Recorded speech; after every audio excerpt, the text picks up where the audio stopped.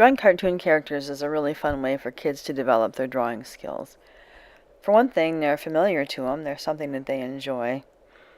And if it doesn't look exactly like the character that they're drawing, we can just say that it's that character's sister or brother or other relative or something like that, because nobody would ever know the difference. You look at it, you think it's a great drawing. This one's going to be about Kanga, and what you might want to do is, when you get this up on your computer, take a screenshot of this picture and have it by you, and that way you can see what I'm looking at when I'm drawing.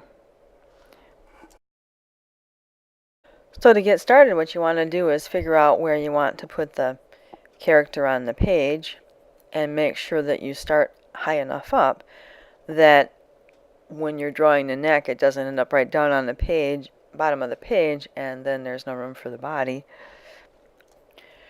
So I'm starting with the head, and I'm just breaking it down line by line.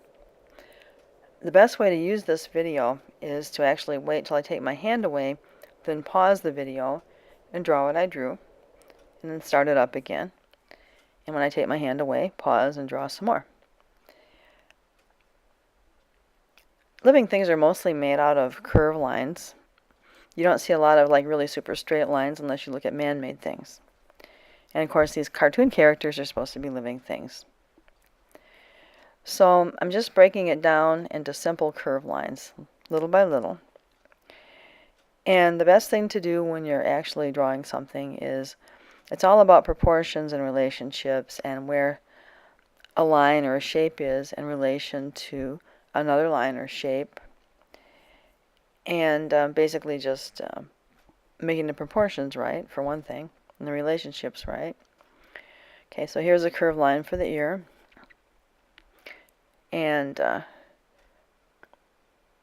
draw this curved line coming up. Now, when you're drawing on your own, once you get this technique down, you'll find your own order, your own way to do things. And there's not like one correct order. But it does work to start in a certain area and just kind of build off of that area, like I did with the forehead. Okay, now the neck is just, I think that's the closest to a straight line that we'll have on this character.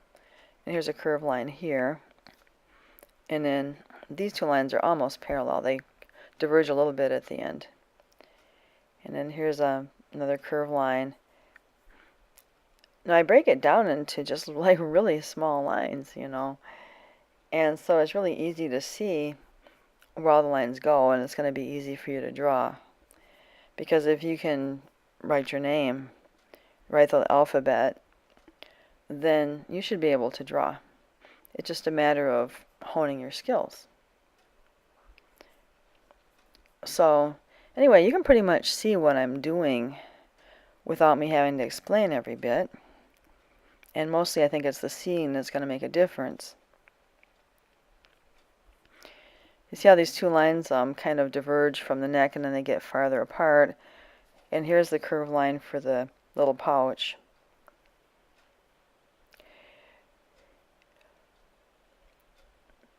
And I'm going to bring this line a little bit farther down. And this is where like her leg starts. And that's a curved line coming down too.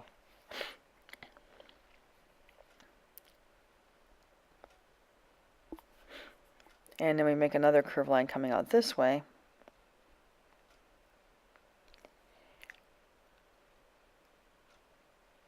And that forms the other part of her leg. She's got these really strong haunches that kangaroos have. And then here's a curved line goes down from the pouch to the bottom of her belly. And I'm looking at the foot and how far out it comes in relation to the stomach. And it comes like about halfway over. It doesn't come out beyond the stomach toward the right hand side. And we have another curved line here. And yeah, just little by little, you break things down and they're really remarkably easy to draw. There isn't too much more that I have to do with her. Okay, a little curved line for her other arm coming out. These lines come together a little bit. They're almost parallel. And it curves down and makes that little paw. Then the only thing I have left is that big old kangaroo tail. And so I just make that line coming out and going back. And so there's Kanga.